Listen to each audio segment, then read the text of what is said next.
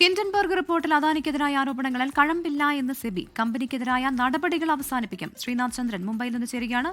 ശ്രീനാഥ്, വിവരങ്ങൾ. 2023 ഹിൻഡൻബർഗ് അദാനിയുമായി ബന്ധപ്പെട്ട റിപ്പോർട്ട് പ്രസിദ്ധീകരിക്കുന്നത്.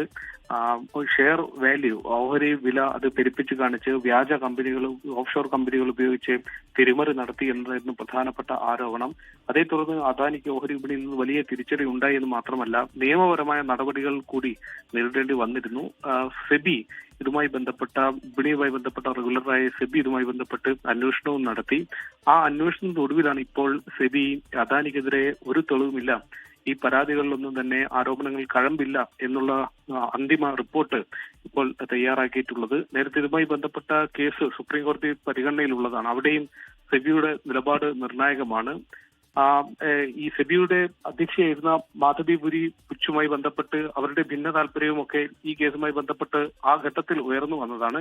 ഏതായാലും ഇപ്പോൾ അന്തിമ റിപ്പോർട്ട് കൂടി തയ്യാറായിരിക്കുന്നു. അദാനിയെ സംബന്ധിച്ചിടത്തോളം വലിയ ആശ്വാസം നൽകുന്ന കാര്യമാണ്. കാരണം ഹിൻഡൻബർഗ് റിപ്പോർട്ട് പുറത്തു വന്നതിന് പിന്നാലെ ആഗോള സമ്പന്നരുടെ പട്ടികയിൽ പോലും അദാനി പുറകോട്ട്. ശ്രീനാഥ് ചന്ദ്രനാണ് വിവരങ്ങൾ നൽകിയത്. ലോകത്തെവിടെയായാലും ഏത് സമയത്തും 24 വാർത്തകളും ഓഗ്മെന്റഡ് റിയാലിറ്റി പാക്കേജുകളും എക്സ്പ്ലെയിനറുകളും വിശദമായി കാണാൻ ഞങ്ങളുടെ യൂട്യൂബ് ചാനൽ നിങ്ങൾക്ക് സബ്സ്ക്രൈബ് ചെയ്യാം.